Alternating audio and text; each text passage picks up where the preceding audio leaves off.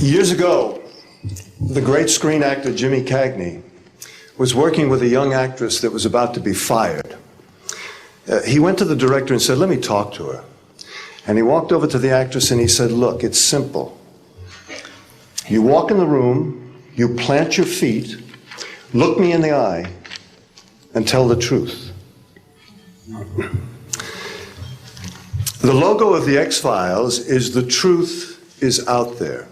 The truth is out there. I'm going to paraphrase. The truth is in here. You're about to hear the truth. I'm an actor. My name is John Cipher. For 7 years, I walked through the door, planted my feet, and tried to tell the truth as Chief Daniels on Hill Street Blues, as General Craig on the hit sitcom Major Dad. I was 2 years on Dynasty, year on Knots Landing. I've done 5 afternoon soap operas, 12 Broadway shows, and 20 films.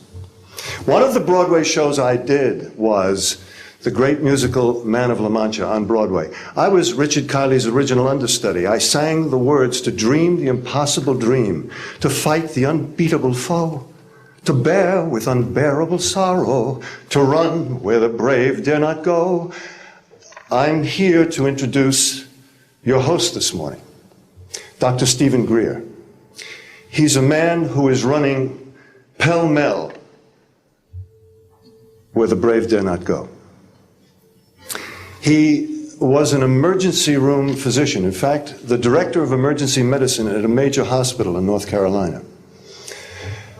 3 years ago, he sat his wife and his 4 daughters down and said, "I've been doing this part-time, running after the truth, for 7 years now.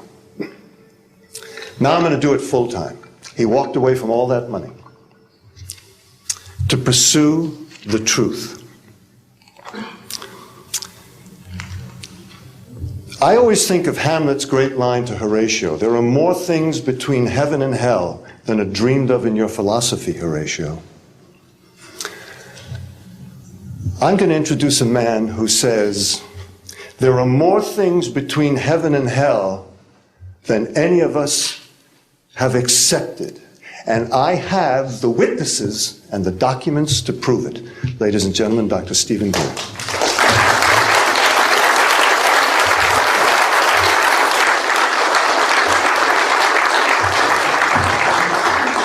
Thank you very much, John. Members of the press, the American public, and people of the world. We are here today to disclose the truth about a subject that has been ridiculed and questioned, denied for at least 50 years. The men and women who are on this stage and the some 350 additional military intelligence witnesses to the so-called UFO matter and extraterrestrial intelligence can prove and will prove that we are not alone. I would like to thank Sarah McClendon, who is with us today, the famed White House correspondent, for her sponsorship of this meeting. Thank you very much, Sarah.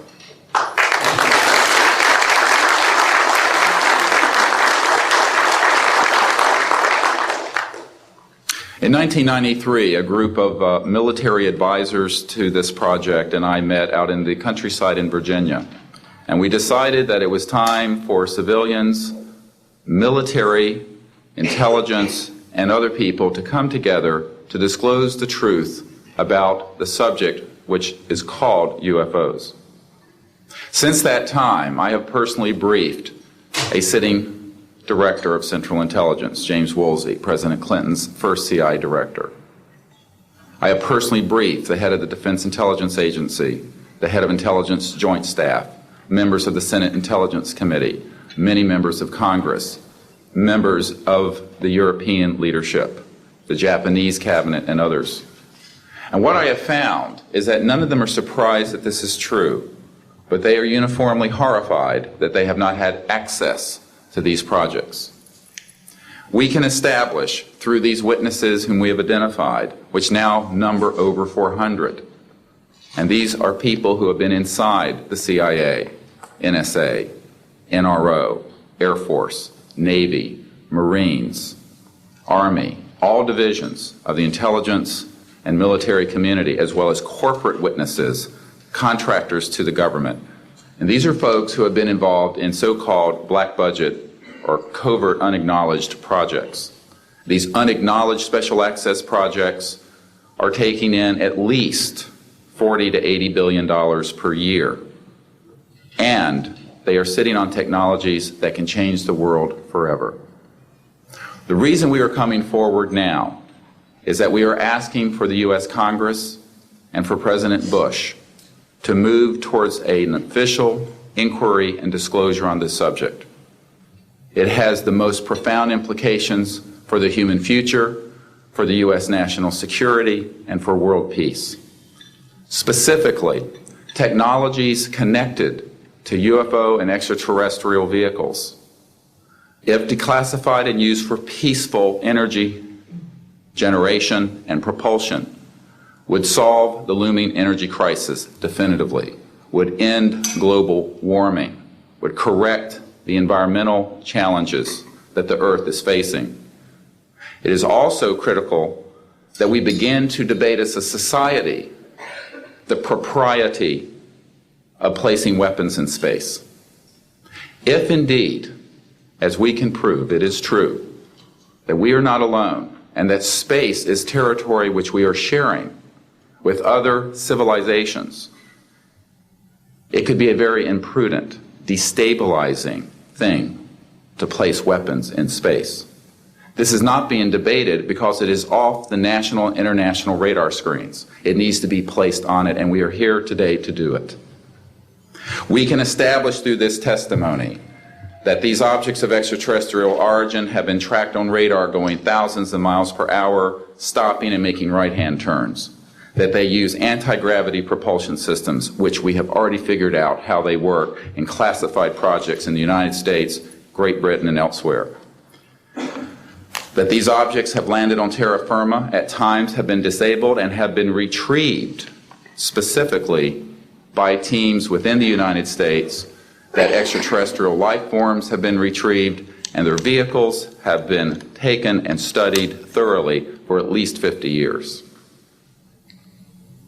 We can prove through the testimony and documents that we will be presenting that this subject has been hidden from members of Congress and at least 2 administrations that we are aware of, presidential administrations, and that the Constitution of the United States has been subverted by the growing power of these classified projects, and that this is a danger to the national security. There is no evidence, I wish to emphasize, that these life forms from elsewhere are hostile towards us. But there is a great deal of evidence that they are concerned with our hostility. There are times when they have neutralized or rendered inert the launch capabilities of intercontinental ballistic missiles. Witnesses here today will describe those events to you. They have shown clearly that they do not want us to weaponize space, and yet we are proceeding down that dangerous path. And it will be established that these projects, because they have not been supervised properly by the Congress, by the U.S. President, by the international community, have become a threat to the national security. And for this reason, we feel we must disclose the facts. This is the beginning of the campaign for disclosure. And in a memo that I wrote to President Bush last week, I've stated that this campaign will persist until our goals are met, and they are as follows. That we have open, honest hearings on the subject in the U.S. Congress. That there be a permanent ban on the weaponization of space or the targeting of any objects of extraterrestrial origin. That there be a full and complete study of classified technologies connected to this subject to see how they could be properly declassified and applied for peaceful energy generation so that the world may get off of fossil fuels in enough time to prevent greater ecosystem damage, or war over the looming energy crisis, which is sure to sweep the earth in the coming decade. This is a matter of the most pressing import. It has been ridiculed, yes. I know many in the media would like to talk about little green men.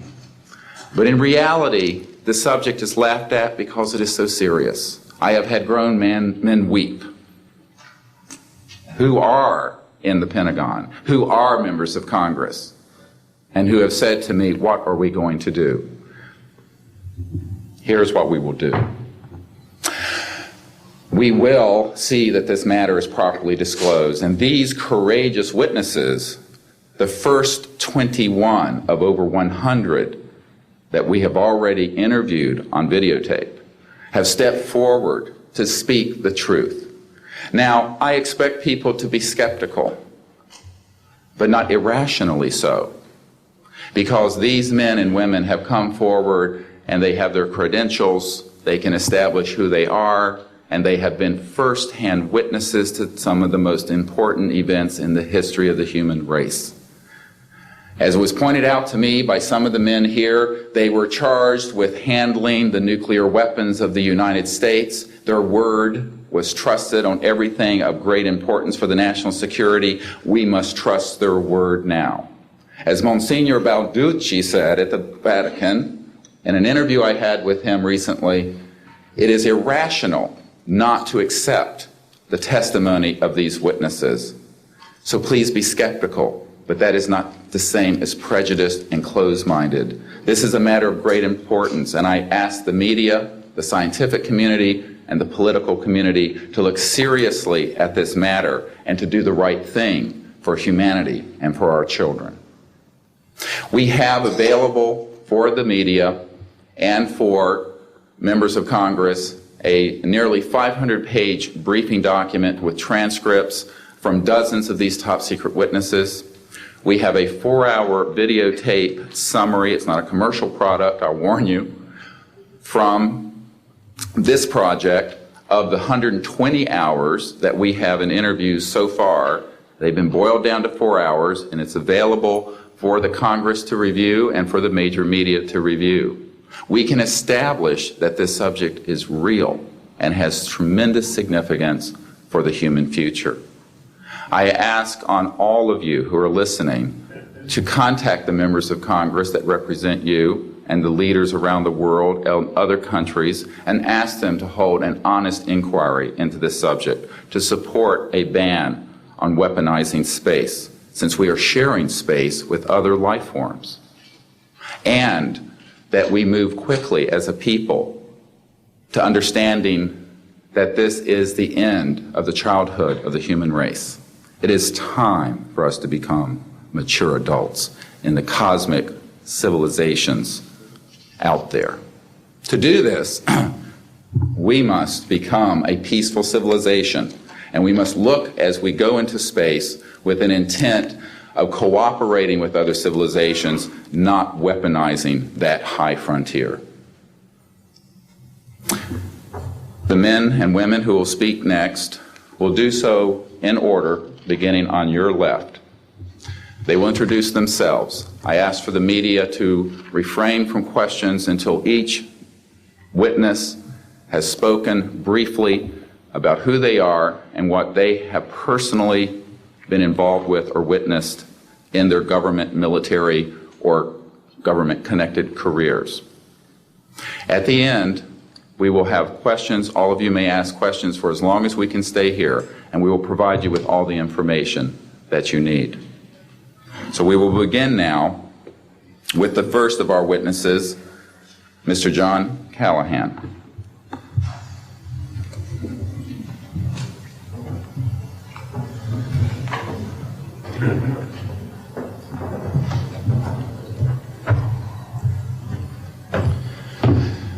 My name is John Callahan. I'm a retired FAA employee. I was the division manager for the Accidents Evaluation and Investigation Division in D.C. About 2 years before I retired, I received a call from Alaska region where the region wanted to know what to tell the media.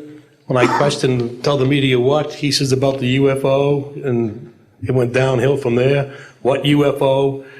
It turned out I told them what any government employee would do at that time was to tell them it's under investigation.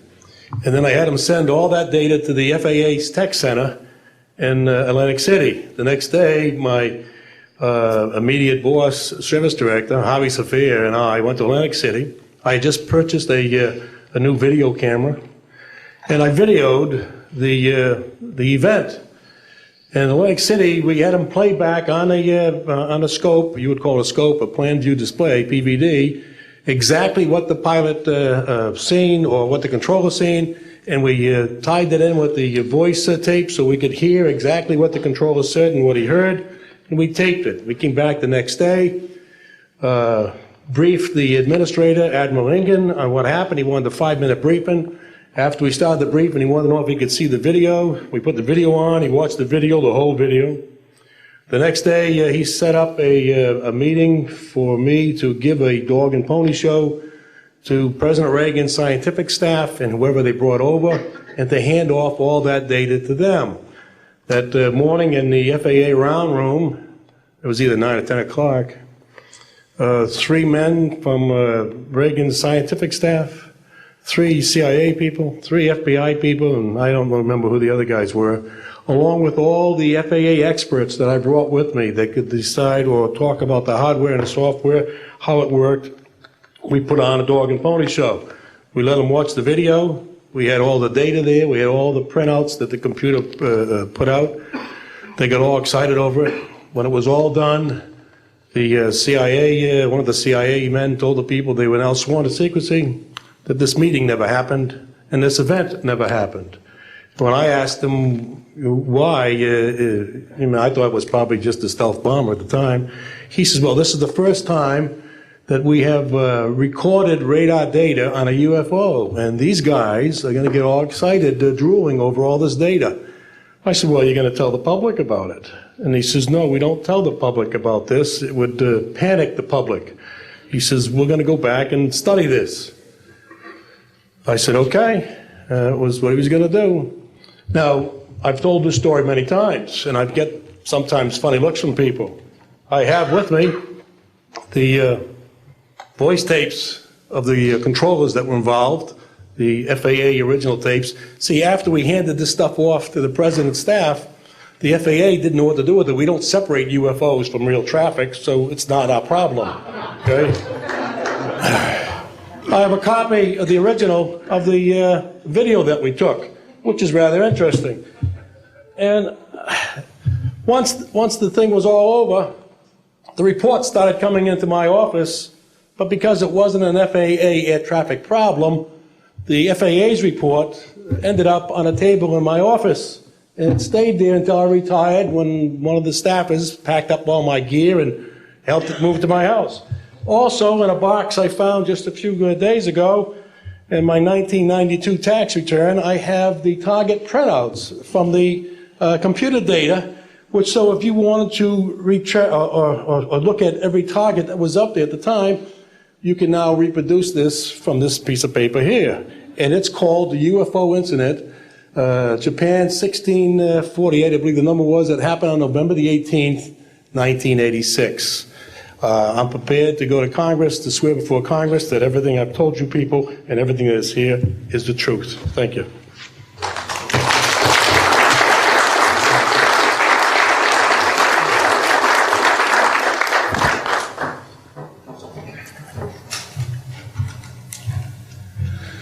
Good morning. I hope you'll pardon me. I'm a little bit nervous. My name is Charles L. Brown. I'm a Lieutenant Colonel, U.S. Air Force, retired, subsequently 7 years with the Foreign Service.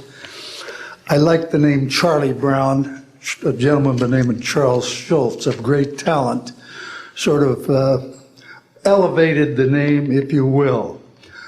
During World War II, I was a young farm boy from West Virginia. I got the patriotic bug, joined the United States Army, ended up flying bombers in Europe, and ended the war transport in the Pacific.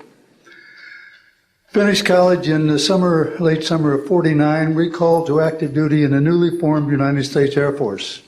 I was assigned to an organization called Office of Special Investigations.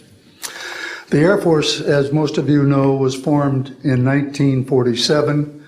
OSI, as a central investigative agency for the Air Force, was formed, I think, in 1948. So everything was relatively new. Needless to say, starting in 47, UFOs were rather new. The Air Force Intelligence, or Air Technical Intelligence Center was at Wright-Patterson Air Force Base, and I had my office in a building adjacent to it. And our organization was the worldwide investigative agency for the Air Force for any unidentified flying objects. This lasted for about 2 years. The project name was known as Project Grudge. It was a predecessor to a project known as Blue Book, which Ed Ruppelt headed. During my experience with it, I would collect the data from, I didn't collect it, it was sent into my office. I analyzed it. As a pilot investigator, I was able to offer some bits of advice to the Air Technical Intelligence people. Now, you might visualize a massive office, but as I recall, we had a first lieutenant, a secretary, and a technical sergeant. That was the essence of Project Blue Book when it started, or Project Grudge, Blue Book, and expanded somewhat. During the review as an analyst of these various documentary reports, if you will, or documents, I became clearly convinced that there was substance to what was being reported, in that we had ground visual, ground radar, airborne visual, and airborne radar confirmation of some of these sightings. The individuals who made the sightings were everything from airline pilots, military pilots, police officers, some of the people that your lives depend upon on a daily basis. These are very reputable and credible people.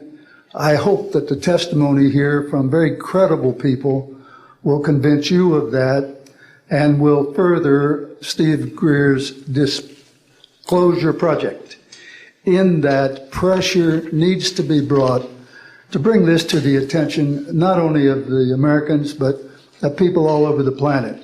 These vehicles have been seen and confirmed all over the planet.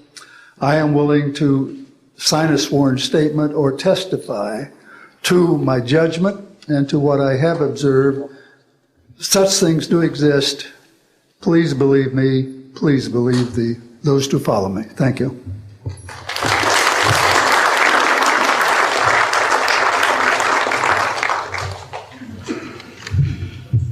My name is Michael Smith. I was in the Air Force, a sergeant from 1967 to 1973. I was aircraft control and warning operator. While I was assigned to Klamath Falls, Oregon, in early 1970, I arrived at the radar site and they were watching a UFO on a radar that was hovering at about 80,000 feet. It sat there for about 10 minutes and then slowly descended until it dropped off the radar. It was gone for about 5-10 minutes and then instantly reappeared at 80,000 feet, stationary. The next sweep of the radar, it was 200 miles away, stationary. It hovered there for about 10 minutes and redid the whole cycle twice more. When I found out what you normally do when you see a UFO, I was told that you notify NORAD, you don't necessarily write anything down, you don't write anything down, and you keep it to yourself. It's a need-to-know basis only. And NORAD one night called me about later in the year to let me know as a heads up that there was a UFO coming up the California coastline. I asked them what I should do about this. They said, nothing, don't write it down, it's just a heads up. And then late 1972, while stationed at the 753rd Radar Squadron in Sault Ste. Marie, Michigan, I received a couple panicky calls from police officers who were chasing 3 UFOs from Mackinac Bridge up I-75. So I immediately checked the radar, confirmed that they were there, called NORAD, and they were concerned because they had 2 inbound B-52s going to Kinslow Air Force Base. So they diverted them because they didn't want any proximity of the two. And that night I answered many calls from the police department, sheriff's department and stuff. And my standard response was that there was nothing on radar. And I will testify to this under oath to a congressional hearing.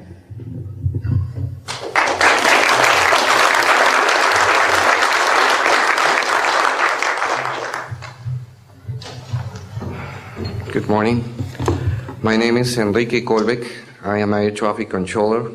I'm sorry for my English. I'm so scared. I'm not accustomed to talk in front of a lot of people. I'm here because I'm being a witness in a voluntary way on my work. I work in Mexico City as radar controller and the International Airport of Mexico.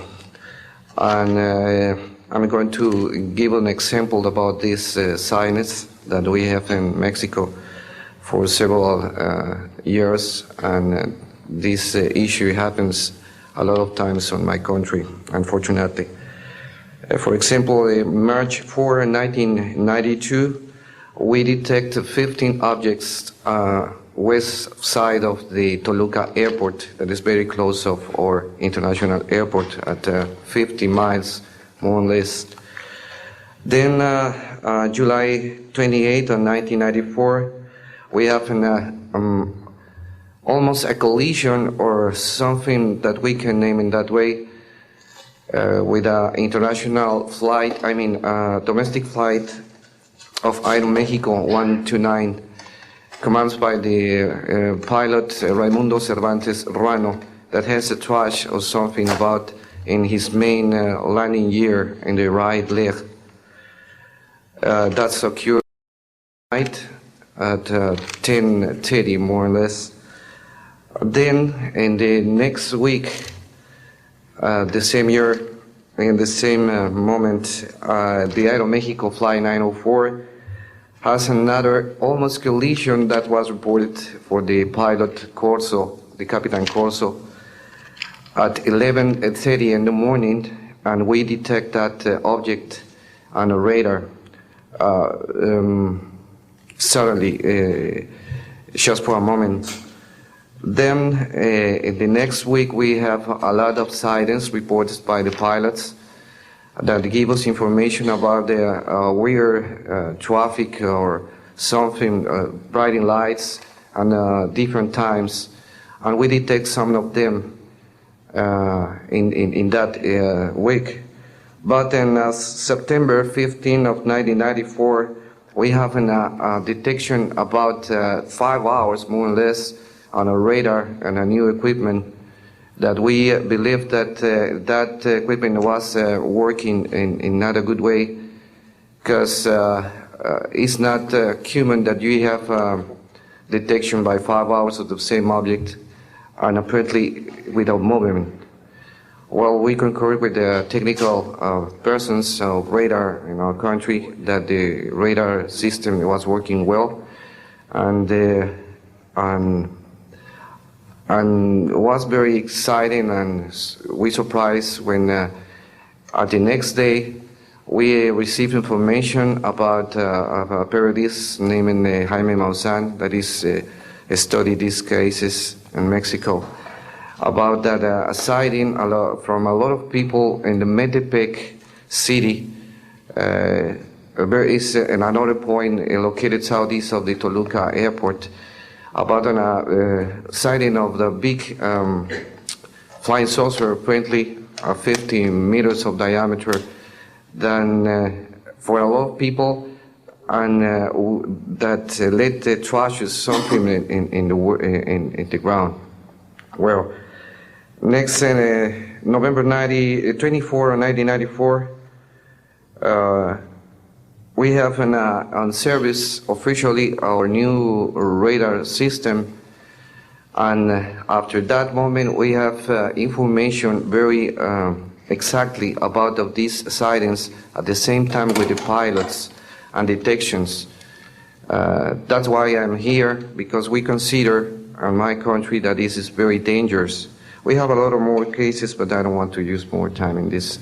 But it's very important that the people and the world knows these events and consider that could be very dangerous for aeronautical situation, especially in my country. I don't know why in my country that's occur frequently, but the point is that happens, and we consider dangerous, and we had only, unfortunately, one trash, but we don't want to have another more. Thank you very much, and I'm sorry for my English.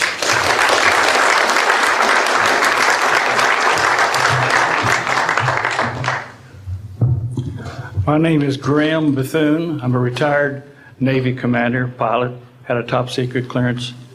50 years ago, February the 10th, 1951, I was flying from Keflavik, Iceland to Argentia, Newfoundland. It was at night, it was dark.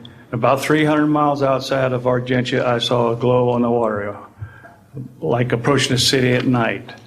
As we approached this glow, it turned to a monstrous circle of white lights on the water. We watched this for a while. The lights went out. There was nothing on the water. Next thing we saw was a yellow halo, small, much smaller than whatever it was launched from, and that was 15 miles away, up to our altitude. Because of the trajectory, I disengaged the autopilot, shoved the nose over to try to go under this thing. And at that time, I heard a noise underneath. I thought maybe it hit us. It was actually some of the crew members ducking, and they collided, and a couple of them were injured. Then it appeared over to the right and moved out slowly and flew with us. It was still not at our altitude, but we could see the shape of it. It had a dome. We could see the coronal discharge. I went back aft, let the other pilot, Al Jones, take my seat to see what the passenger's reaction was. Came back to the cockpit, told him not to report anything simply because what the psychiatrist had said to me, maybe they would lock us up. So basically, the instruments in the cockpit, we had 4 or 5 failures. In the area of magnetic compass, the electromagnetic effect, an area of directional finders, and this type of thing.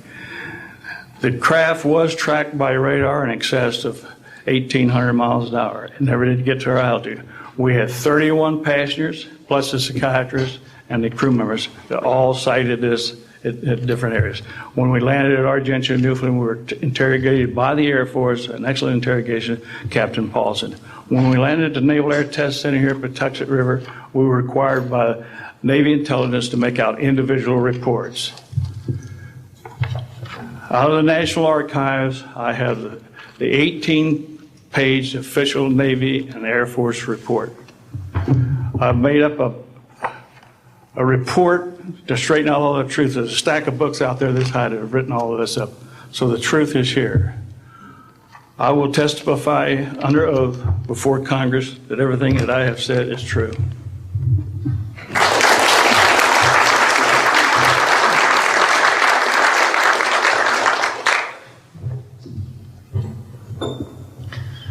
My name is Dan Willis. I was in the United States Navy. I held a top secret crypto level 14 extra sensitive material handling security clearance. I worked in the code room at the Naval Communication Station in San Francisco. In 1969, I received a priority message from a ship near Alaska that was classified as secret. The ship reported merging out of the ocean near port bow, a brightly glowing reddish-orange elliptical object, approximately 70 feet in diameter, emerged out of the water, shot into space, traveling at about 7,000 miles per hour. This was tracked on ship's radar and substantiated. Years later, I worked at the Naval Electronic Engineering Center in San Diego for 13 years. The co-worker who I worked with worked at the NORAD facility. When he first started working at the facility, he noticed objects going on the screens that track everything out in space and in the air, objects going off the scale, doing right-angle turns. When he inquired, his older supervisor advised him that, quote, it was just a visit from one of our little friends. He thought this was a little unusual. These statements are true and willing to testify under oath before Congress. Thank you.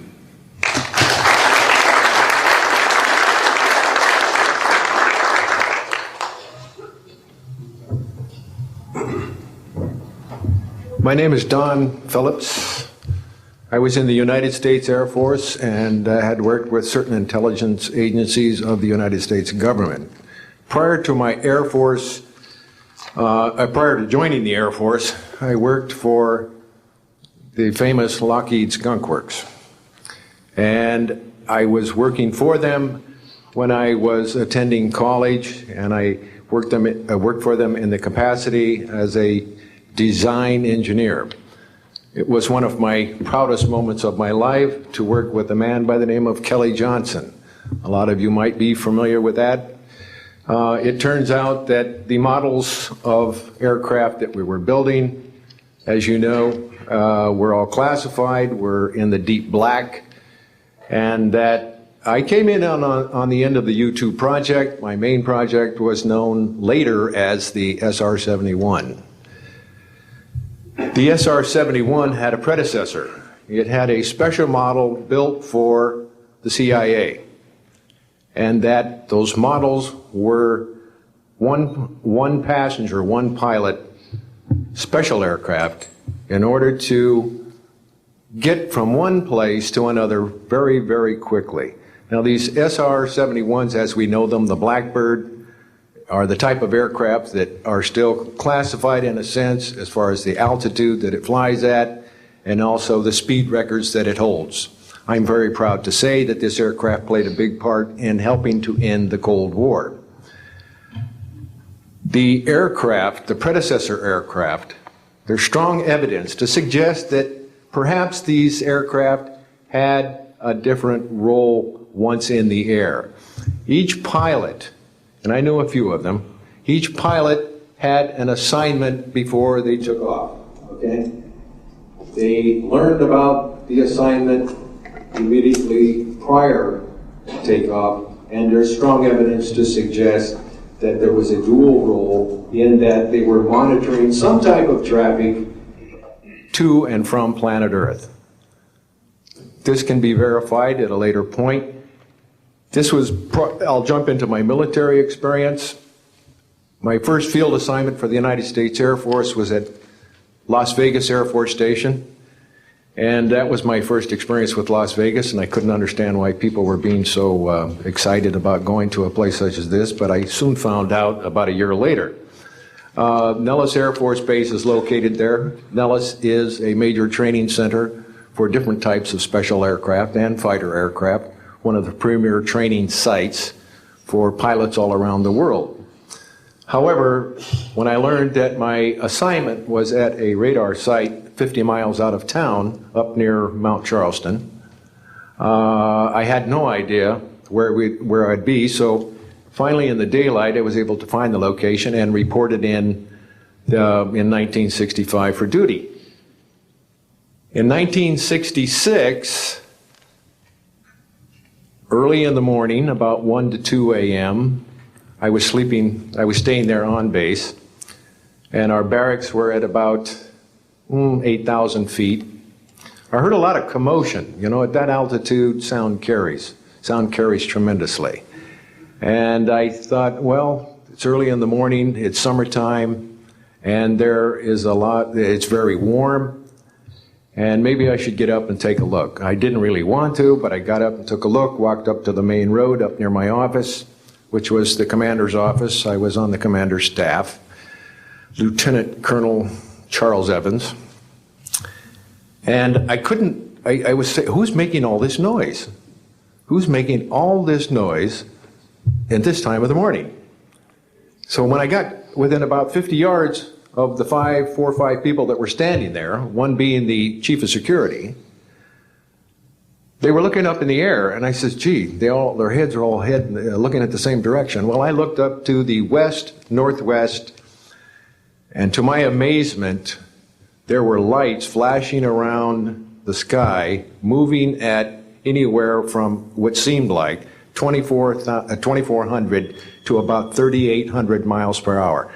Now, the fact that we're taking an estimate from a distance, we figured, well, this is quite something. However, we continued to watch these darting lights go across the sky and stop, absolutely stop, come to a dead stop, and reverse in an acute angle their direction, and then proceed on in they were traveling so fast that you could almost see a pattern left by, if you are computer people, when you move a mouse real quick across the screen, you see a little bit of a tail. Well, that's exactly the way these 6 or 7 craft worked. After 5 minutes of watching these things, they all seemed to group up to the west, northwest. Okay? They started to come in on a circle. But what I would like to point out is that where they were putting on their display in the north-northwest sky, just directly east of that is what is known as Area 51. Area 51 is a AEC name, okay? Atomic Energy Commission. That was the old name for Atomic Energy Commission. We knew it as the Groom Lake Flight Test Facility in the Air Force. And it was where we tested our aircraft after we got the prototype made from the Skunk Works. So here are these, let's get back to the circle in the sky. What they did was coalesce and started rotating in a circle, and then they disappeared. Well, I thought, gee, this is something that we have to keep quiet, and that was verified by the Chief of Security. But we waited there and talked it over for a little bit, and it seemed like, I think it was an hour. Then came the radar people from the scopes, which were at 10,000 plus feet, came down for their dinner at 2 o'clock in the morning. And the first person off the bus was a good friend of mine, Anthony Kesar. He said, he was white as a sheet, and he says, did you see that? Yeah, we all said, yeah, it was a nice display. What a show. He says, we documented them on radar. And he says, we didn't give them clearance. The standing order was let them fly through the radar beam. He says, we documented 6 to 7 UFOs. Now, we don't know who was guiding those, but they were certainly intelligent, and we don't know where they landed because they coalesced and disappeared. So I will say at this point, to keep it short, that I will testify under oath as to what I say is true, and I will do so before Congress. Thank you.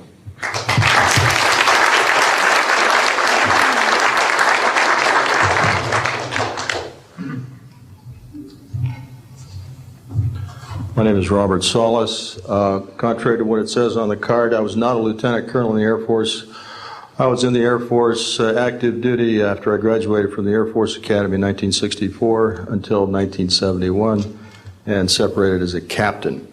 In March of 1967, I was stationed at Malmstrom Air Force Base, Montana, as a missile launch officer, Minuteman missiles. On an early morning of March 16th, 1967, I got a call from my security guard, primary security guard upstairs.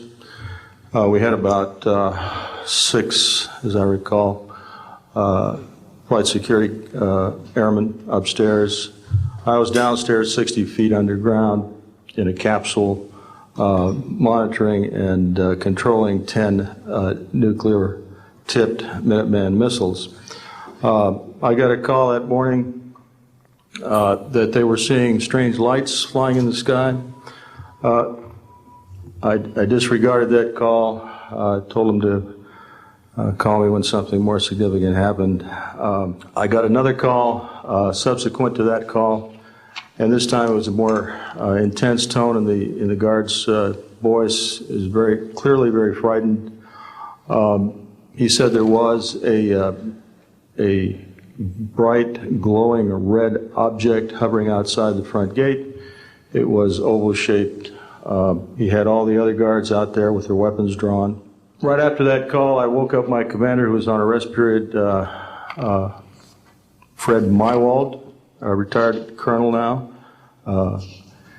and told him about the phone calls. As I was telling him about the phone calls, my weapons started going down, one after the other. They went into a no-go condition, what we call a no-go condition. They were unlaunchable. We lost somewhere between 6 and 8 weapons that morning. within minutes of having received that second phone call of a UFO hovering outside the front gate. Again, that morning, after reporting it to the command post, we were informed that a very similar incident happened at Echo Flight. I was at Oscar Flight. They lost all 10 of their weapons under similar circumstances, very similar circumstances, where UFOs were sighted over the launch facilities. They had maintenance crews and security crews out there that had spent the night, and they were reporting UFOs over those sites. And the commander of that flight was Eric Carlson. He also separated as a captain, and the deputy commander was Walt Fiegel. They retired as a lieutenant colonel. We have those witnesses that I just mentioned, the names I just mentioned, have spoken of this event before, and they will back up this story. We also have documentation that I received through FOA requests from the Air Force outlining the Echo Flight incident, and including in that documentation a reference to UFOs. We have telexes covering this incident, and in one telex it says the fact that no apparent reason for the loss of 10 missiles can be readily identified is cause for grave concern to this headquarters. This was from SAC headquarters. So we've got those telexes. I've got about 12 witnesses that'll verify parts of this story, including of a man who investigated the incident afterwards for the Air Force, and you'll hear a little bit more about that from the next witness. And also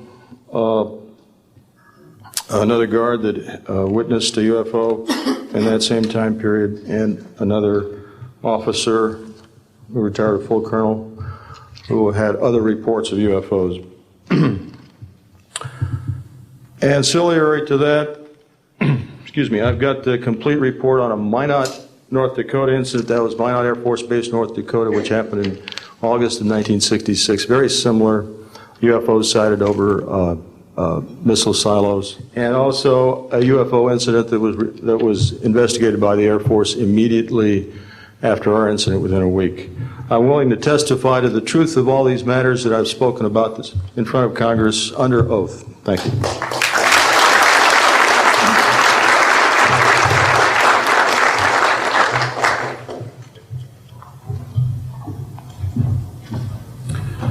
Good morning. My name is Dwayne Arneson. I served 26 years as a communication electronics officer in the U.S. Air Force, all over the world, including Vietnam. I was lucky to be selected to be commander of 3 different units in the Air Force. I held the top secret SCI TK clearance, and for those who know, it is slightly above top secret. I retired in 1986 as a colonel at Wright-Patterson Air Force Base in Ohio. I would like to relate about 3 different experiences, if you will, that relate to UFOs. As a young lieutenant over in Germany, Ramstein Air Base, Germany, back in the early 60s, I was in charge of the cryptographic center. I had a top secret crypto clearance at that time, and I can clearly recall seeing a message that went through my crypto center which said that a UFO had crashed on the island of Spitsbergen, Norway, and the team of scientists were coming to investigate it. Going forward to the 1967 timeframe, I was assigned to the 28th Air Division at Great Falls, Montana, and I was the officer in charge of the communications center there. Also, I was a top secret control officer for the division. I had a crypto account. I was an account custodian, and I also passed out nuclear launch authenticators. During that time, I can recall seeing a message come through that communication center which said, basically what Bob just got through talking about, is that a UFO was seen near the missile silos and the missiles were deactivated.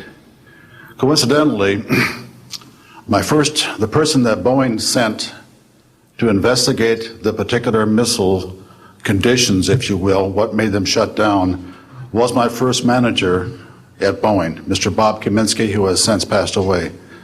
And I can recall him on different occasions. He lived close to me in Auburn, Washington. That's where I'm from. And he said, Arnie, he says, those missiles were perfectly clean. That was the result. So the one last incident concerned when I was as a commander of the unit in Great Falls, or in Caswell Air Force Station, Maine. I had contacts with the security police at Loring Air Force Base, and they told about UFOs that were seen near the nuclear weapon storage areas on Loring Air Force Base. And I'd be glad to testify to Congress that this is absolutely the truth. Thank you.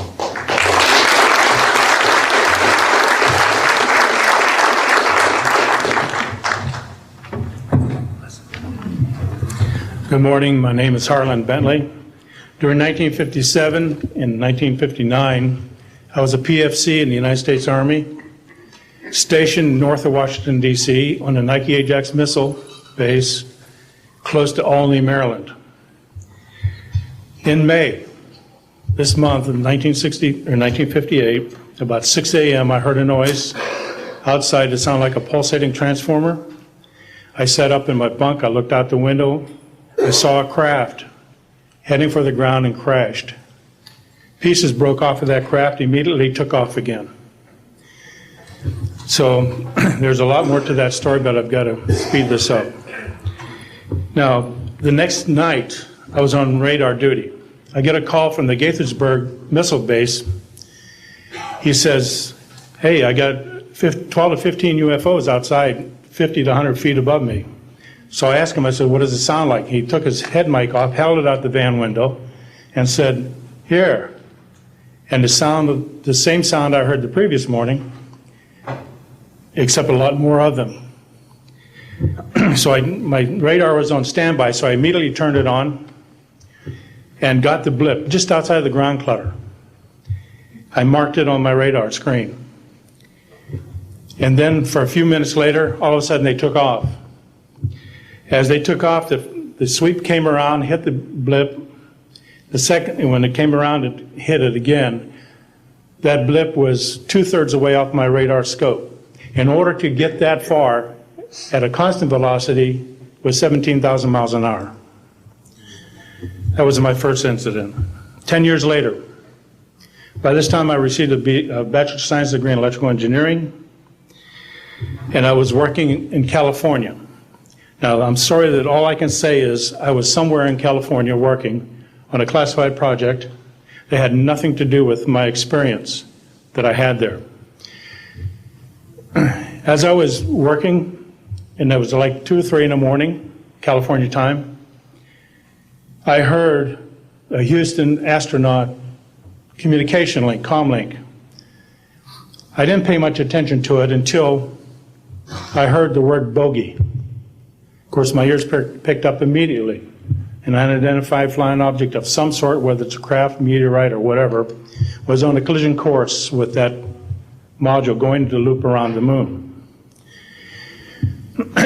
So basically, I listened for some time, and then I stopped and went back to work. And then I heard, there they go. In the astronaut world, some of you may not know this, there's a term called green turtle. And it used to be, I don't know if it is today or not, but it used to be is you're not allowed to use profanity over the net. And the first person that does that, whoever hears it first and says green turtle, that astronaut's got to buy that man and his entire family a dinner at the most expensive place at Cape Canaveral. Well, to end this real quick, one of them said, damn, they went off, the UFOs took off. He says, damn, that was fast. And somebody yelled, green turtle. And then he said another word, a synonym to crap. And then somebody else yelled, green turtle. And you could see him grit his teeth, because now he had to buy 2 expensive meals. And my particular experience, I will testify before Congress if necessary. and explain exactly what happened. Thank you.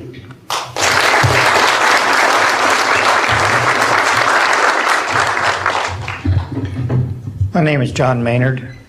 I'm a retired Army. I retired as a Sergeant First Class. For my entire 21 years of service, I held a top secret clearance. Compartmentalized at times to as high as TK, Omni, Crypto, and others. I had access to very, very sensitive documents. My testimony is basically two-pronged. One, I retired from DIA in 1980. When as an administrator, you take over an office, you take over everything and you sign for everything. And I signed for well over 2,000 documents. In order to sign and inventory those things, you have to read them. Not word for word, but basically I went through every document to make sure that it was complete. It was there as they told me. I turned my charge over to the next person. Those same documents were there. So I got quite a good knowledge of what was going on in those documents, and believe me, there are many, many different references to UFOs. There was also NPCC pictures that shows that it would targeted objects that were casing you out. Now, I worked on the SALT 1 and SALT 2 areas for the office that I worked in. So we were taking pictures all the time for verification of nuclear disarmament. And there were some objects in those pictures that didn't belong there. The second prong to this whole thing is that a lot of people talk about conspiracies over a shadow government. I'm willing to testify before Congress that these black operations do exist. I nearly became part of it. But I saw the light, I think. Or was it? And I got out. And that's it. We have to disclose what we know. And I am willing to testify before Congress under oath, or before any other organization, that what I witnessed was true.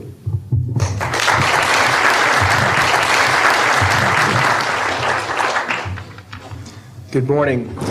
My name is Carl Wolf, and I was a precision electronics photographic repairman with a top secret crypto clearance in the United States Air Force. I was stationed at Langley Air Force Base in Virginia.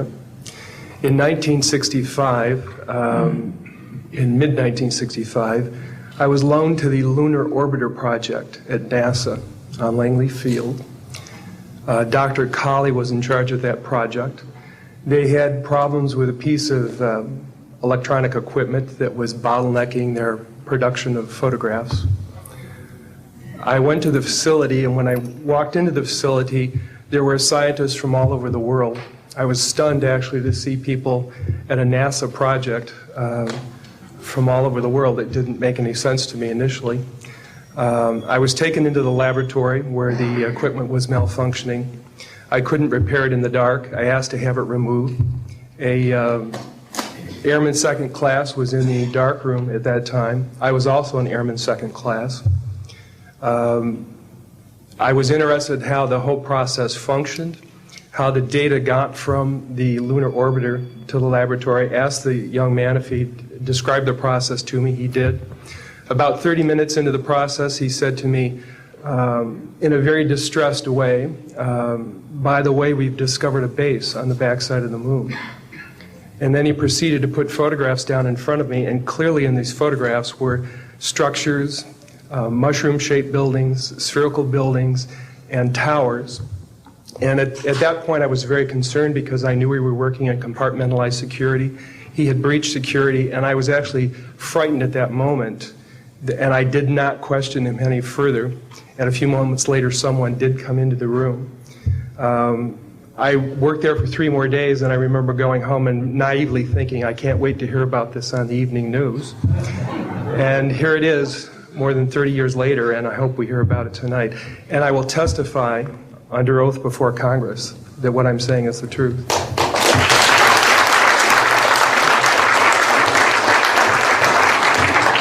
Thank you, Carl. Good morning, everyone. My name is Donna Hare, and I worked at Philco Ford Aerospace from 1967 to 1981. During that time, I was a design illustrator, draftsman. I did the launch slides and landing slides, and also projection plotting boards, lunar maps for NASA. We were a contractor, but most of the time I worked on site, excuse me, in Building 8. I had the opportunity to do extra work during downtime, which was between missions, and I walked into a photo lab, which was the NASA lab across the hallway. I had a secret clearance, which is not that high, but I was able to go into restricted areas, which this was. At the time, I was talking to one of the techs in there, and he drew my attention to a photograph, a NASA photograph. It had a dot on it, and I said, "What is that?" Well, he drew my attention to it, and I said, "Is that a dot on the emulsion?" And he said, and he's smiling, and he has his hands crossed, and he said, "Round dots on the emulsion don't leave round shadows on the ground." And this was an aerial photograph of the Earth, I'm assuming the Earth, because it had pine trees on it, and the shadows of the craft, or whatever it was, were in the same angle as the trees. And by its very nature, UFO, and I wanted to clarify that to a gentleman that was talking to me, means unidentified. So I did not know what this was. But I realized at this point that it's very secret, that it was kept secret, because I asked him, "What are you going to do with this piece of information?" And he said, "We always airbrush these out before we sell them to the public." So they're pesky little creatures appearing on this photograph they wanted to get rid of. After that, I decided I would ask questions to other people that work there. And I found that I had to ask them away from the site and not on site. A guard told me that he was asked to burn some photographs and not to look at them. And there was another guard guarding him, who was in green fatigues, watching him burn the photographs. And he said he was too tempted. He looked at one, and it was a picture of a UFO, and he was very descriptive. I can go into that later with anyone. He immediately was hit in the head, and he had a big gash in his forehead. He was knocked out, and he's terrified, so he would have to be protected. Another incident, I knew someone in quarantine with the Apollo astronauts. He told me that the Apollo astronauts saw craft on the moon when we landed, and that is what he told me. And he also was afraid. He said that the astronauts are told to keep this quiet. They're not allowed to talk about it. So I do want to let you know that I worked out there for a number of years, and I ran into this. So it's not something everyone knows that works out there for a long time. My boss didn't know about it. Some people that sat right next to me didn't know about it. It's very strange, because I don't know how they can do it, but they can let some people know about it and then others not. I'm willing to testify before Congress that what I'm saying is true, and thank you very much. Thank you.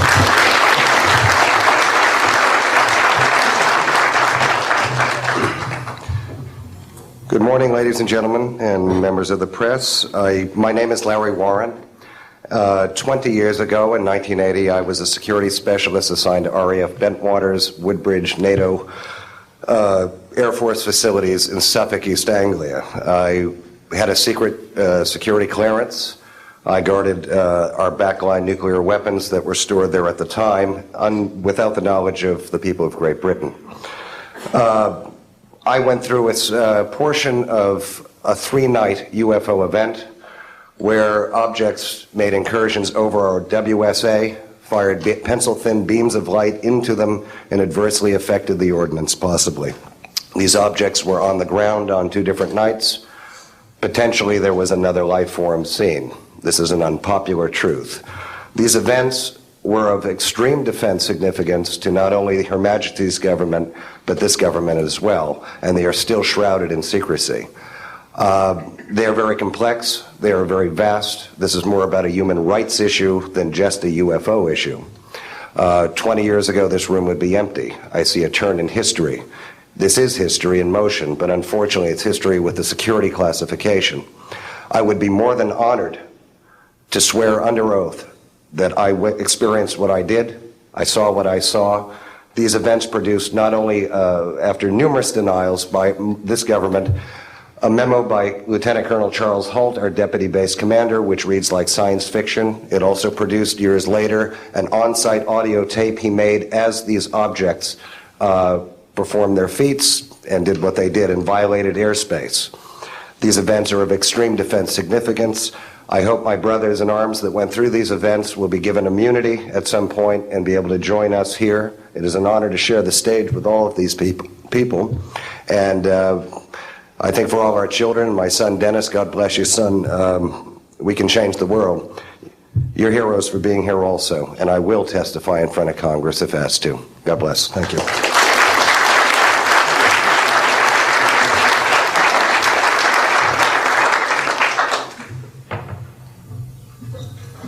Hi, my name is George Filer III. The reason I'm here is because George Filer V is in the hangar and will be born on Friday. And I'm a retired intelligence officer and flyer with almost 5,000 hours, and I didn't believe in UFOs until London Control called us in the winter of 1962 and asked us, would we chase one? And we said, sure. So we let down from 30,000 feet to 1,000 feet where the UFO was hovering, and we went into a steep dive and actually exceeded the red line of the aircraft. So it's kind of dangerous chasing UFOs. In any case, I was able to get the UFO on the aircraft radar at about 40 miles, and we could see a light out in the distance, and as we closed, we kept on picking up this radar return. Point I'm mentioning that the radar return was very distinct and solid, indicating it was some kind of a metallic object. We got about a mile from the UFO, and it kind of lit up in the sky and went off into space, very similar to what the shuttle looks like when it takes off. Later on, I was working in intelligence. In Vietnam, I briefed General Brown about UFOs. When I was in 21st Air Force, in McGuire Air Force Base, I briefed General Glau about a UFO over Tehran, Iran in 1976. The two F-4s from the Iranian Air Force had taken off and tried to intercept the UFO, and when they turned on their fire control systems, they immediately went out. All the electrical systems went out. The planes had to return to base. This was particularly significant because it was also picked up on satellites. In 1978, on January 18th, I was going into the base. Every morning I did the briefing to the general staff, and I noticed that there were some lights off in the distance at the end of the runway there. And when I got into the command post, the senior master sergeant in charge said that there had been UFOs in the pattern all night. They're on radar. The tower had seen them. They gotten aircraft reports and so on. And that one had landed or crashed at Fort Dix. Fort Dix and McGuire are right together. And this is kind of like the Roswell of the East. But in any case, an alien had come off the craft and had been shot by a military policeman, and apparently was wounded and was heading for McGuire. So for whatever reason, the aliens liked the Air Force better than the Army, perhaps because they're shooting at them. But in any case, our security police went out there and found him on the end of the runway dead. And they asked me to brief the general staff, General Tom Sadler, and at the 8 o'clock stand-up briefing, and I said, I don't think I want to do this. You know, the general doesn't have a good sense of humor, and I'm not sure I believe this. So I did some checking, called the 438th command post, and everybody had pretty much the same story. And at 8 o'clock that morning, just before I went on, was going to brief this, and I was very worried about it. They said, don't brief it, that it's too hot, so to speak. That's pretty much my story, and I'm prepared to tell the story in front of Congress, and it is the truth. Now, because of this, I've stayed interested in UFOs, and I'm the Eastern Director of the Mutual UFO Network. And between the National Reporting Center and Peter Davenport and the MUFON, we get 100 reports a week on average of people from all over the United States that see these things regularly. And if you start checking, they're out there and they're low, and people are seeing them all the time. And these are highly qualified people, all of whom essentially give us the reports by email. Thank you.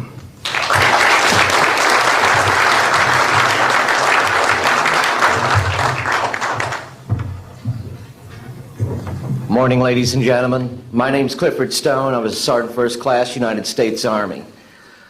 I had a secret clearance with nuclear surety.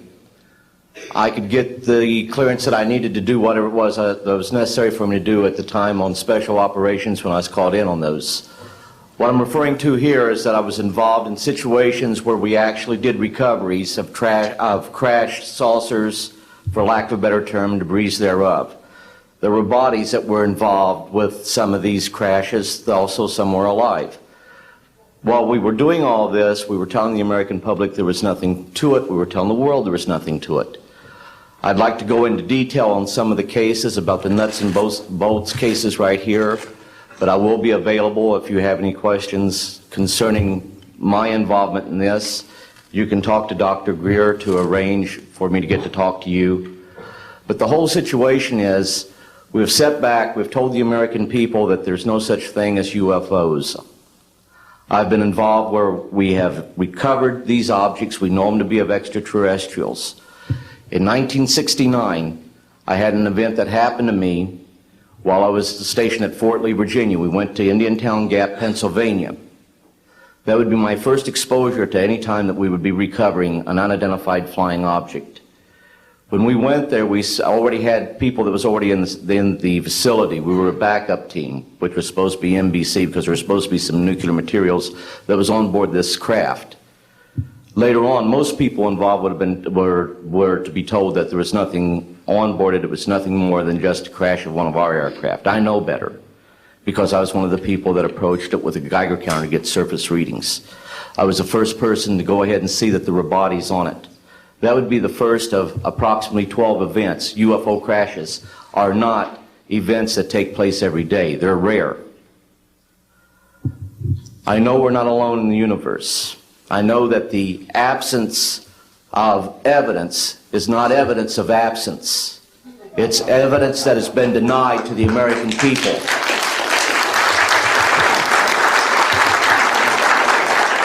I stand before you today in my almighty God, and I tell you this. If Congress calls me in and says, will you testify in detail what you know, I stand here today prepared and ready to do just that. Governments must never lie to the people for no reason. Thank you.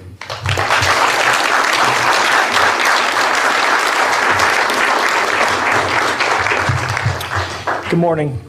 My name is Mark McCandlish, and for the last 21 years, I have worked as a conceptual artist for a variety of defense contractors.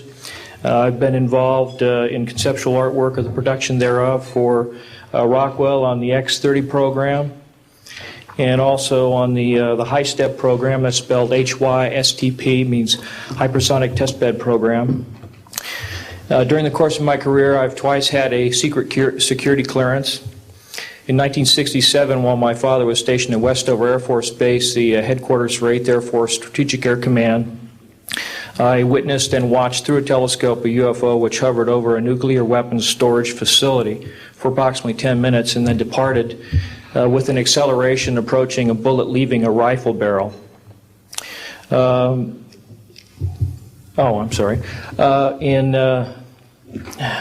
1988, in November, a college buddy of mine, an associate by the name of Brad Sorensen, informed me that he had personally witnessed 3 flying saucers at a very large hangar at Norton Air Force Base during the course of an air show that was held on Saturday, November 12, 1988. I subsequently called my congressman from that district. I called his office. This was Congressman George E. Brown, Jr., who at the time was the chairman of the Congressional Committee on Space Science and Advanced Technology. I naturally assumed that since this presentation that Brad talked about was for top military brass and certain congressional individuals, that his office must have coordinated this with the local Air Force Office of Public Affairs. A male staff member in Congressman Brown's office not only confirmed the exhibit, but the fact that there were 3 discs at that exhibit. These discs were hovering off the floor without any visible means of support. They were referred to as alien reproduction vehicles, also nicknamed the flux liner because they used high voltage electricity. Let's see. To keep things short, this is a diagram that I made based on a sketch that Brad Sorensen did for me in rough form shortly after he had his sighting, and subsequently cleaned that drawing up and made it much more accurate. And that's the drawing that Dr. Greer is holding there now. Later on, I obtained photographs that were taken in 1967 by a military pilot, Harvey Williams, flying a C-47 for the Air Force at 12,000 feet, approximately 25 miles southwest of Provo, Utah. This particular vehicle matches the so-called ARV in all proportions and respects in terms of the detail of the shape of the craft. And this was photographed, as I say, in June or July of June of 1967. I later spoke to a gentleman by the name of Kent Sellen that I met at an air show at Edwards Air Force Base in 1992, the first unveiling publicly of the B-2 bomber. He indicated to me that in 1973, when he was a crew chief working on experimental aircraft at Edwards Air Force Base, that he had unintentionally wandered into an area where there was a classified aircraft, namely the ARV. He described it in detail, and he added other details to the account concerning the configuration and the operation of the vehicle that Brad Sorensen was not aware of. Subsequently, Brad Sorensen met with the famous aeronautical designer Burt Rutan, gave him a copy of this blueprint which you've just been shown. Mr. Rutan felt that it was a joke and put it on his wall as kind of a joke. And a third party confirmed for me later that a Colonel Ray Walsh from Edwards Air Force Base was visiting Mr. Rutan, saw this blueprint on the wall and registered quite a degree of shock and anger, wanted to know where the hell he got this blueprint, because there was in fact such a craft at that time, approximately 1994, 95, in a hangar at Edwards Air Force Base, North Base Complex at that time. Subsequently, I've done a lot of research on this product, this vehicle. I've come across a number of declassified documents that show that the Air Force, as early as 1960, was wind tunnel testing flying saucer shapes up to Mach 20. And I also have declassified NASA documents that show similar shapes. In fact, this is the document here that more or less details the wind tunnel testing up to Mach 20. This is the NASA document right here that was declassified, and it shows a variety of spherical and lenticular shapes that were flight tested up to, or I should say, wind tunnel tested up to Mach 6. I subsequently obtained a copy of an interoffice memo from Hercules Aerospace that describes a particular type of science involving something called zero-point energy and scalar waves. According to Brad Sorensen, this is the basis of the technology for these anti-gravity propulsion systems. This particular document here describes 6 different meetings involving the Defense Intelligence Agency and cooperative efforts with the Russian scientific community in investigating this, what is called the fundamental enabling technology that was originally discovered apparently by Nikola Tesla in the early 1900s.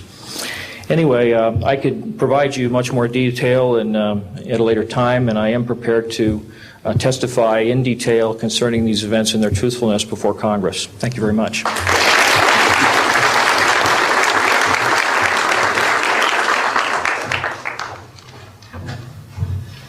Good morning. My name is Daniel Sheehan. I'm an attorney and serving as general counsel to the Disclosure Project. I'm a 1967 graduate of Harvard College in American Government Studies and Constitutional Law, and a graduate of Harvard Law School. And I served as general counsel and one of the co-counsel for the New York Times in the Pentagon Papers case, and was involved in briefing and arguing the case in front of the United States Supreme Court, giving permission to the New York Times to publish the classified documents, the 47 volumes of the Pentagon Papers. Subsequent to that time, I served as special counsel to the office of F. Lee Bailey as one of the trial counsels when we represented James McCord in the Watergate burglary, and got Mr.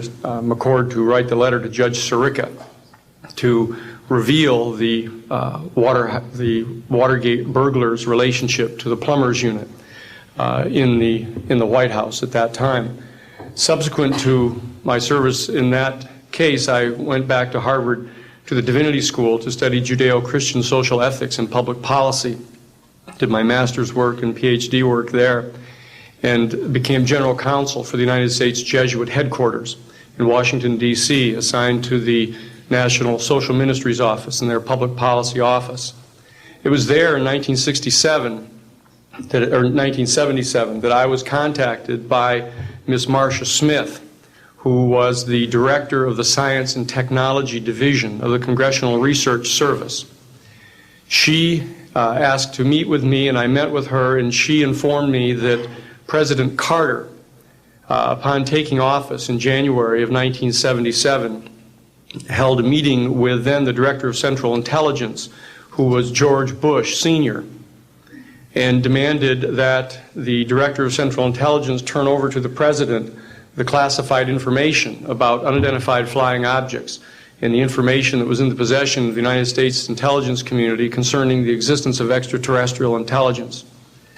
This information was refused to the President of the United States by the Director of Central Intelligence, George Bush Sr.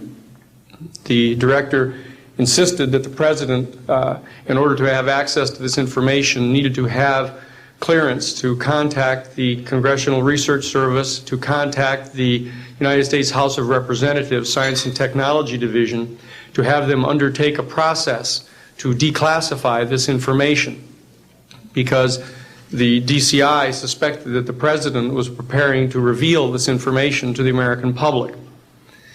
The Congressional Research Service Science and Technology Division, under the directorship of Marcia Smith, was contacted by the House Science and Technology Committee and instructed to undertake a major investigation of the existence of extraterrestrial intelligence and the relationship of the UFO phenomenon to this. I was contacted by Ms. Smith and asked, in my capacity as General Counsel to the United States Jesuit Headquarters, National Social Ministry Office, to see if we could obtain access to the Vatican Library, to obtain the information that the Vatican had with regard to extraterrestrial intelligence and the phenomenon of the UFOs. I pursued that with the permission of Father William J. Davis, the director of the National Office, and we were refused access as the United States Jesuit Order to the information in the possession of the Vatican Library. When I reported this to Ms. Smith, she then later subsequently asked me to participate in a project which I can go into some detail during the question and answer period or later to individuals, pursuant to which I was given access to, as a special consultant to the United States Library of Congress Congressional Research Service, to the classified portions of the Blue Book project of the Air Force. At that point, it was in 1977, approximately May of 1977, I went to the Madison building of the United States Library of Congress. There was no one in the building at that time. It was brand new. I was directed to a basement office where there were two guards at the door and a third sitting at the table who took my identification, verified that I'd been designated as a special consultant to the Congressional Research Service of the United States Library of Congress, and was admitted to the room. I thereupon found photographs, some dozen photographs, of what is unquestionably an unidentified flying object on the ground that had crashed and plowed a furrow in a field of snow, and it was embedded in an embankment. There were United States Air Force personnel surrounding this craft, taking photographs of the craft. And one of the photographs, I could see that there were some symbols on the side of the craft. And so I proceeded through the photographs and found a close-up photograph of these symbols.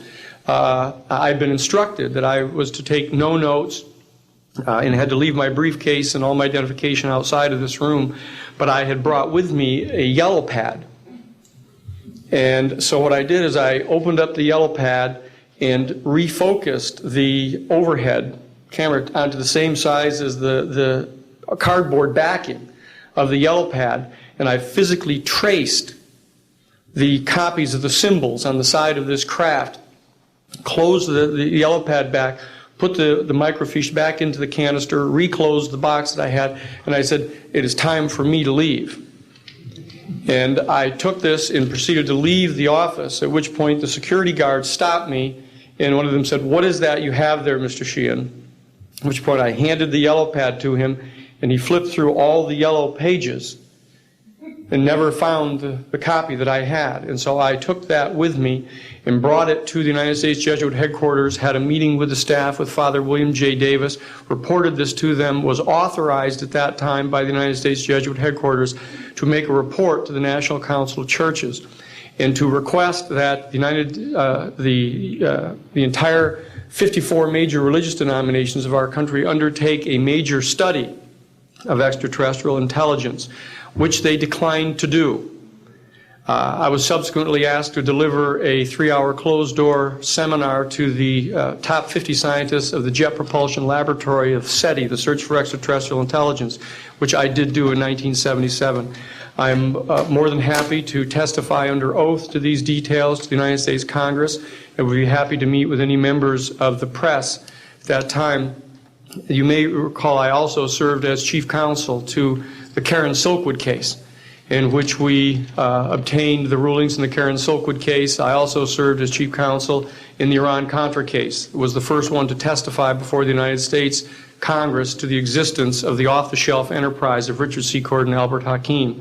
I'll be more than happy to share the details of what I believe to be the relationship between this off-the-shelf enterprise and the secret government which is concealing this information from the American public.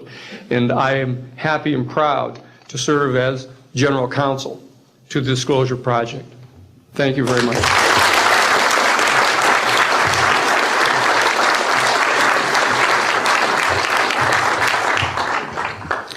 Good morning. My name is Carol Rosen.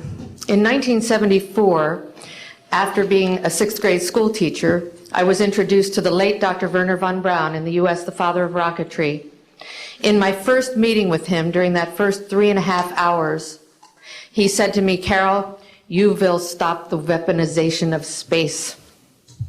And I said, teachers don't stop until June. He said, "No, you have to understand. This is February. And we have to prevent the weaponization of space because there is a lie being told to everyone that the weaponization of space is now first being based upon the evil empire, the Russians. There are many enemies," he said, "against whom we're going to build this space-based weapon system.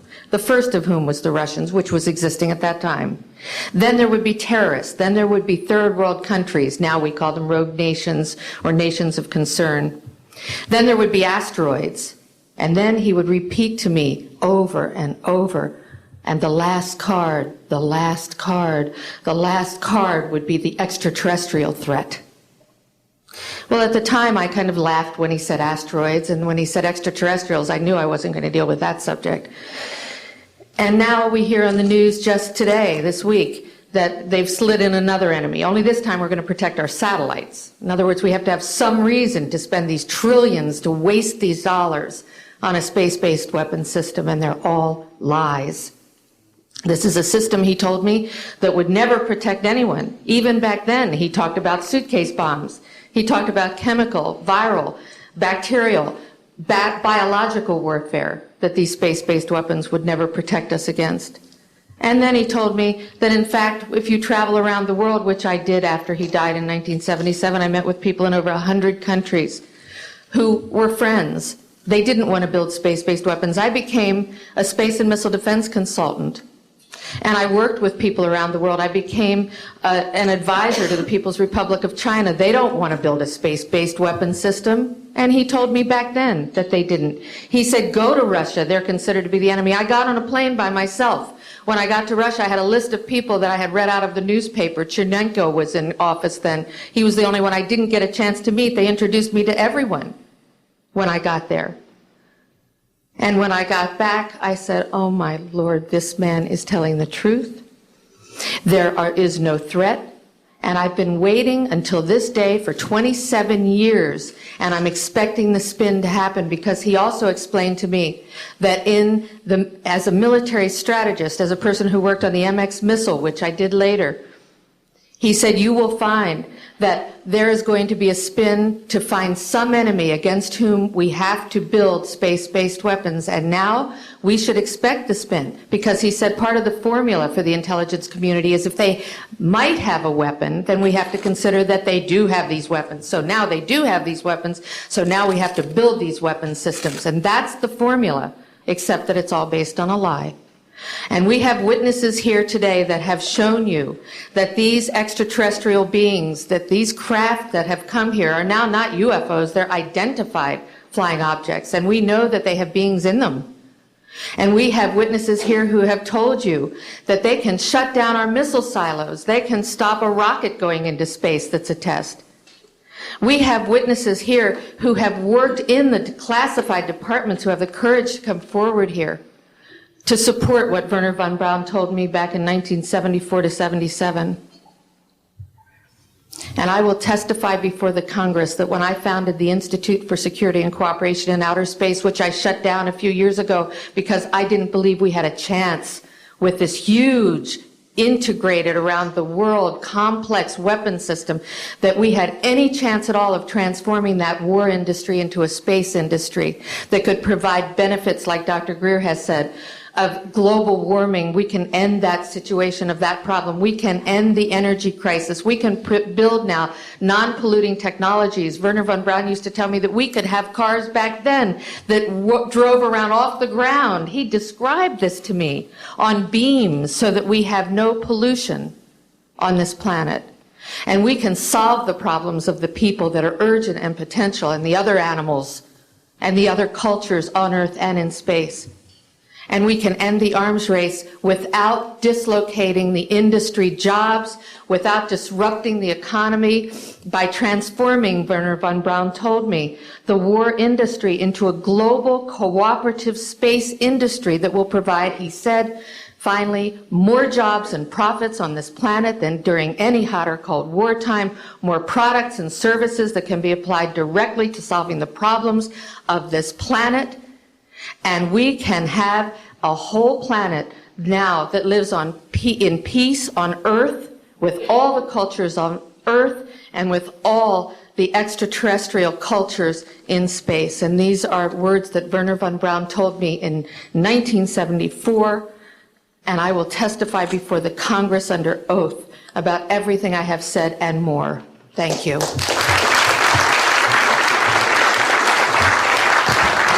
Thank you very much. I'd like to thank each of the witnesses and for your patience. We're running about 50 minutes late, and I do apologize for that. I want to emphasize that all of these witnesses each could speak for probably anywhere from 2 to 5 hours about what they have witnessed. We were trying to give you a snapshot. We have another 400 of these witnesses. I have carried this burden for 8 years. I'm now giving it to you, the American people and the people of the world, to take it forward. What I'd like to do now is open the audience for questions from the media. You may address them to me or to an individual witness as you deem appropriate. Yes, ma'am.